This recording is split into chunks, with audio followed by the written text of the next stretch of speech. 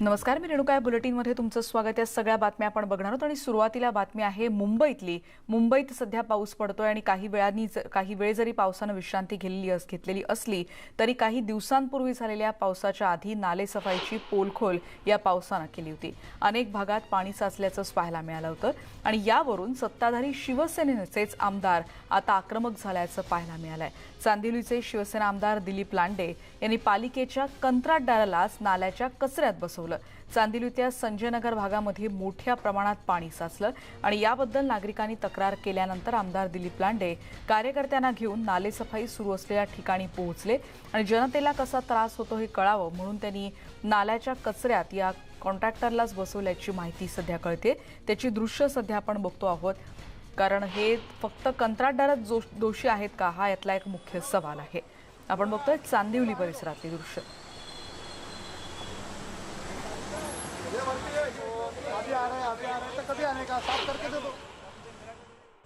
सर्व शिवसेनेचे शाखा प्रमुख शिवसैनिकांना घेऊन या ठिकाणी रस्त्यावरती उतरलेला आहे आणि हे गटर साफ करायचं काम या ठिकाणी करत आहे। हे करत असताना या ठेकेदाराला गेले 2 तास झालं फोन करतोय, पण ठेकेदार या ठिकाणी आला नाहीये। आता त्याला घेऊन आलो आणि ज्याची जिम्मेदारी आहे, ज्याला ठेका दिलेला आहे, त्या ठेकेदाराने हे काम करणं गरजेचं होतं, ते केलं नाहीये, म्हणून त्याला त्याची जिम्मेदारी या ठिकाणी दाखवलेली आहे। या ठिकाणी या विभागाचा आमदार म्हणून हे जिम्मेदारी माझी आहे। लोकांनी माझ्यावरती विश्वास ठेवलेला आहे, म्हणून या लोकांना होणारा त्रास हा कुठेतरी थांबला पाहिजे, म्हणून मी स्वतः या ठिकाणी शिवसैनिकांना घेऊन गटर साफ करण्याचं काम करत आहे। ज्याची जिम्मेदारी आहे, त्या गेले अनेक दिवस लोकांना या घाणीतून जावं लागत होतं, त्याचा काय त्रास होतो हे ठेकेदाराला दाखवून दिलेलं आहे। आणि या संदर्भात दिलीप लांडे यांनी पालिकेतल्या सत्ताधारी शिवसेनेला जाब विचारण्याची हिंमत दाखवावी असं आव्हान भाजप आमदार राम कदम यांनी दिलंय। बघूयात ते काय म्हणालेत। मुंबई महानगर पालिका में शिवसेना की सत्ता है। हर वर्ष नाले सफाई के नाम पे करोड़ों रुपए का भ्रष्टाचार हो रहा है। कागज पर नाले की सफाई होती है, जमीनी हालात कुछ और है। इसका पूरी तरह से दायित्व शिवसेना का है, पर इनकी नौटंकी देखें। इनके नेता कॉन्ट्रैक्टर को सड़क पर पीट रहे हैं, उस पर कचरा डाल रहे हैं। जिम्मेदारी आपकी, सत्ता में शिवसेना के नेता बैठे हैं और पीटेंगे उस कॉन्ट्रैक्टर को। अगर पीटना ही है तो आपके नेता जो सत्ता में मुंबई महानगर पालिका में बैठे हैं, जिनको आंखों के सामने करोड़ों रुपए का भ्रष्टाचार हो रहा है, उन्हें पीटे। आणि त्यामुळे फक्त कंत्राटदारच यामध्ये जबाबदार आहे का असा प्रश्न यामुळे उपस्थित होतोय। आणि आपण बघतोय की एकीकडे दिलीप लांडे आणि त्यांच्या कार्यकर्त्यांनी या कॉन्ट्रॅक्टरलाच या नाल्यामध्ये बसवलं आणि त्याच्यावर इथे कचरा टाकतानाची दृश्य सध्या आपण बघतोय। तर ही केवळ स्टंटबाजी आहे असं भाजपच्या नेत्यांचं म्हणणं आहे। आपल्याला माहिती आहे की गेल्या काही दिवसांमध्ये जो मुसळधार पाऊस पडला आणि त्याच्यामुळे मोठ्या प्रमाणात या सगळ्या परिसरात पाणी साचलेलं होतं आणि यामुळे नालेसफाई किती झाली याची जणू पोलखोल झालेली होती, पर्दाफाश झालेला होता। आणि याला जबाबदार असलेला म्हणजे ज्याला या कामाचा ठेका दिला होता त्या ठेकेदारालाच, या कंत्राटदारालाच इथे जे दिलीप लांडे आणि त्यांचे कार्यकर्ते आहेत त्यांनी तिथे बोलवलं, तो आला नाही। अखेर त्याला तिथे आणून त्या नाल्यात त्याला बसवल्याचा हा प्रकार सध्या समोर येतोय आणि विरोधकांनी यावर जोरदार टीका करायला सुरुवात केली आहे। अधिक माहिती घेणार आहोत मनोज कुलकर्णी आमचे प्रतिनिधी आता आपल्या सोबत आहेत। मनोज, विरोधकांचा सवाल आहे की जणू ही स्टंटबाजी असं त्यांचं म्हणणं आहे। त्यांचं असं म्हणणं आहे की तुम्ही सत्ताधाऱ्यांना जाब कधी विचारणार आहात, आणखीन काय प्रतिक्रिया मिळतात या संदर्भात? बरोबर आहे। मुंबईत जे नाले आहेत ते सफाई होत नाहीत आणि त्याचा परिणाम पावसाळ्यात होत असतो आणि पाणी भरते, त्यामुळे सर्वसामान्य नागरिकांना याचा त्रास होतो। आणि यावरच काल दिलीप लांडे यांनी त्याच्या चांदिवली विभागामध्ये जे संजय नगर आहे त्या ठिकाणी जो नाला आहे तो सफाई झाला नव्हता, त्यामुळे तिथल्या अनेक घरामध्ये पाणी घुसलं होतं आणि त्या लोकांनी आमदारांकडे स्वतः तक्रार केली होती। आमदार हे दिलीप लांडे हे आमदार तर आहेत, त्याचबरोबर ते नगरसेवक सुद्धा आहेत, त्यामुळे त्यांनी त्यांच्याकडे तक्रार केली होती। ते स्वतः त्यांनी जाऊन बघितलं आणि तो प्रकार लक्षात आल्यावर ठेकेदाराला बोलावण्याचा प्रयत्न केला, तो लवकर आला नाही। शेवटी कार्यकर्त्यांनी त्याला उचलूनच आणलं असं म्हणायला पाहिजे आणि त्या ठिकाणी कचरा टाकला। हे सगळं करत असताना ज्या वेळेस मार्च महिन्यामध्ये हे सफाईचं टेंडर वगैरे निघत असतं, त्यावेळेस पालिकेच्या वतीने म्हणा किंवा लोकप्रतिनिधी म्हणा यांनी स्वतः ते काम करून घेणं आवश्यक असतं। परंतु सगळे त्यामध्ये जे विरोधक आरोप करतात की लागेबांधे असतात आणि त्यावरूनच मग ही नालेसफाई योग्य रीतीने होत नाही आणि मग अशा प्रकारे पावसाळ्यात पाणी भरते.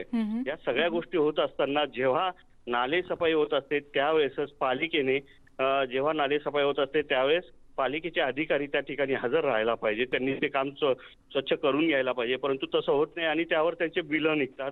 असा जो आरोप केला जातोय तो यामुळे त्या आरोपाला पुष्टीच मिळते. त्याचबरोबर आता दिलीप लांडे यांनी जे काल केलेलं आहे त्यावर विरोधकांकडून जोरदार टीका व्हायला लागलेली आहे. कारण जर दिलीप लांडे हे सत्ताधारी पक्षाचेच आहेत, राज्यामध्ये सुद्धा सत्तेत आहेत, महापालिकेत सुद्धा सत्तेत आहेत, असं असताना त्यांना हे करण्यासाठी काही गरजच नव्हती. त्यांनी जर ठरवलं असतं तर त्या ज्यावेळी काम सुरू होतं त्याच वेळेस ठेकेदाराकडून व्यवस्थितरित्या काम करून घेतलं असतं. खरं तर नगरसेवक आणि आमदार म्हटल्यावर त्यांची जबाबदारी किती मोठी आहे हे देखील यामध्ये स्पष्ट होत आहे, पण तसं होताना दिसत नाही. आणि अशीच टीका विरोधक आता करताना दिसत आहेत की कंत्राटदारच फक्त दोषी कसे आणि तुमच्यात धमक असेल तर तुम्ही सत्ताधारी शिवसेनेलाच याचा जाब का विचारत नाही, असा सवाल आता विरोधकांनी केलेला आहे. आणि एक प्रकारे स्टंटबाजी आहे अशा पद्धतीची टीका आता विरोधकांनी करायला सुरुवात केली आहे. धन्यवाद मनोज या सगळ्या सविस्तर माहितीबद्दल. तिथे कंत्राटदारालाच इथे नाल्यात बसवल्याची ही घटना आणि ज्याच्यावर विरोधकांनी लांडेंवर तोफ टाकली आहे. आता बातमी आहे कोल्हापुरातून. उपमुख्यमंत्री अजित पवार आणि आरोग्यमंत्री राजेश टोपे उद्या कोल्हापूर जिल्ह्याच्या दौऱ्यावर जात आहेत. कोल्हापुरात कोरोना रुग्णसंख्यांची वाढतीय संख्या आणि उद्या तातडीची बैठक यासाठी बोलवण्यात आली आहे. काही वेळापूर्वी ज्याप्रमाणे माहिती मिळते त्यानुसार सकाळी 11 वाजता जिल्हा प्रशासनासोबत हे दोन्ही मंत्री आढावा बैठक घेणार आहेत. कोल्हापूर जिल्ह्यात दररोज सरासरी 40 रुग्णांचा कोरोनामुळे मृत्यू होतोय. सरकारनं याची गंभीर दखल घेत उद्याच प्रशासनासोबत ही बैठक बोलावल्याची माहिती सध्या कळते आहे. अधिक माहिती घेणार आहोत संदीप राजगोळकर आता आपल्या सोबत आहेत. संदीप, आपण बघतोय की चिंताग्रस्त परिस्थिती आहे कोल्हापुरातली आणि म्हणूनच हे दोन्ही महत्त्वाचे मंत्री कोल्हापुरात. नक्कीच रेणुका, एकतर राज्यातल्या अनेक जिल्ह्यांमधला जो पॉझिटिव्हिटी रेट आहे तो 10% आता कमी येतोय, पण अजूनही कोल्हापूर जिल्ह्यातला पॉझिटिव्हिटी रेट जो आहे तो 15% आहे आणि जवळपास रुग्णांची जी संख्या आहे ती सरासरी पाहिली तर 1500-1600 असे रुग्ण सापडत आहेत. मृत्यू पडणाऱ्यांची संख्या देखील जास्त आहे. जवळपास सरासरी जर पाहिलं तर 30 ते 40 कोरोना रुग्णांचा मृत्यू होतोय आणि याची पूर्णपणे दखल राज्य सरकारनं घेतली आहे. त्यामुळेच राज्याचे उपमुख्यमंत्री अजित पवार आणि राजेश टोपे जे आरोग्यमंत्री आहेत ते दोघेही उद्या सकाळी कोल्हापूरमध्ये दाखल होणार आहेत. सकाळी उद्या 11 वाजता जिल्हाधिकारी कार्यालयात जिल्हा प्रशासनासोबत त्यांची आढावा बैठक होईल. त्यानंतर ते माध्यमांशी बोलतील. पण आपल्याला माहित आहे पुणे, सातारा असेल, इतर जिल्हे असतील त्या भागामध्ये आरोग्यमंत्री उपमुख्यमंत्र्यांनी वेगवेगळे योजना राबवत किंवा कोरोनाला बऱ्यापैकी थोपवण्यात यश मिळवलं होतं आणि त्यामुळे कोल्हापूरमध्ये आता राज्य सरकार नेमकं काय प्रयत्न करतं हे बघणं महत्त्वाचं असणार आहे. धन्यवाद संदीप या माहितीबद्दल. कोल्हापूर जिल्ह्याला कोरोनाचा धोका वाढतोय आणि सरासरी रुग्णांची संख्या त्याचबरोबर मृतांचा आकडा ही निश्चितच चिंता वाढवणारी बाब आहे आणि म्हणूनच उपमुख्यमंत्री आणि आरोग्यमंत्री उद्या कोल्हापुरात जात आहेत. आणि आता बातमी आहे नागपूरकरांसाठी दिलासादायक, कारण नागपुरात इंडोर स्टेडियम ऍक्टिव्हिटी सुरू करायला परवानगी देण्यात आली आहे. कोरोनाचा आढावा घेतल्यानंतर शहर आणि जिल्ह्यातील इंडोर स्टेडियम सुरू करण्याला परवानगी देण्यात आली आहे. शनिवारी महापालिका आयुक्त राधाकृष्ण बी आणि जिल्हाधिकारी रवींद्र ठाकरे यांनी हे आदेश जारी केलेत.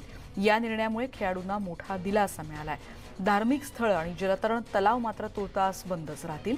राज्य सरकारच्या आदेशानुसार जिल्ह्यातील पॉझिटिव्हिटी रेट आणि ऑक्सिजन बेडची उपलब्धता त्याचबरोबर रुग्णांची दैनंदिन काय परिस्थिती आहे, किती मोठ्या प्रमाणात संक्रमण आहे या सगळ्याचा विचार केल्यानंतर या सुधारित सूचना जारी करण्यात आल्या आहेत. ग्रामीण भागासाठी आणखी सवलती जाहीर करण्यात आल्याचं कळतंय.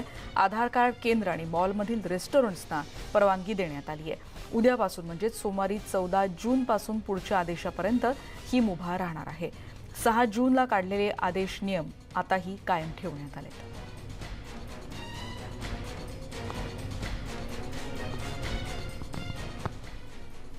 राज्यातल्या महत्त्वाच्या बातम्यांचा आढावा घेतल्यानंतर एक ब्रेक घेऊन पुन्हा भेटणार आहोत. पहा फक्त न्यूज 18 लोकमत.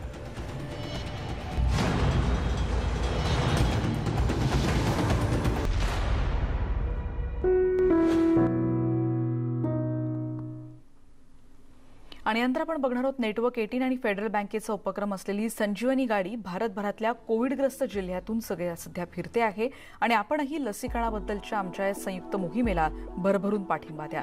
लसीकरणाचं महत्त्व अधोरेखित करण्याचा यातून आम्ही प्रयत्न करतोय. बघूयात आज संजीवनी गाडी कुठे फिरते.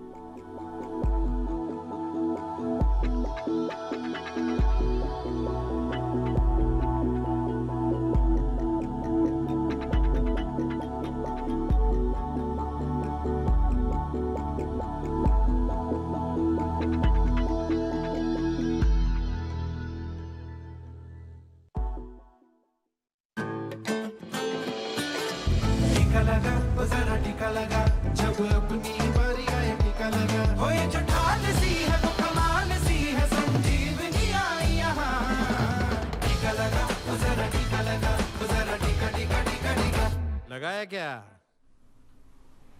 आणि या सगळ्या बातम्यांचा आढावा घेतल्यानंतर या बुलेटिनमध्ये आता आपण इथेच थांबतोय, पण न्यूज 18 लोकमतच्या यूट्यूब चॅनलला देखील तुम्ही सबस्क्राईब करा आणि त्याचबरोबर या सगळ्या बातम्यांचे अपडेट्स तुम्ही तिथे देखील पाहू शकता। जाताना एक महत्त्वाचं आवाहन आणि ते म्हणजे मास्क वापरण्याचं। नाक आणि तोंड पूर्णपणे कव्हर होईल अशा पद्धतीनं मास्कचा वापर करा, प्रशासनानं दिलेल्या नियमांचं पालन करा, सुरक्षित रहा, पहा फक्त न्यूज 18 लोकमत।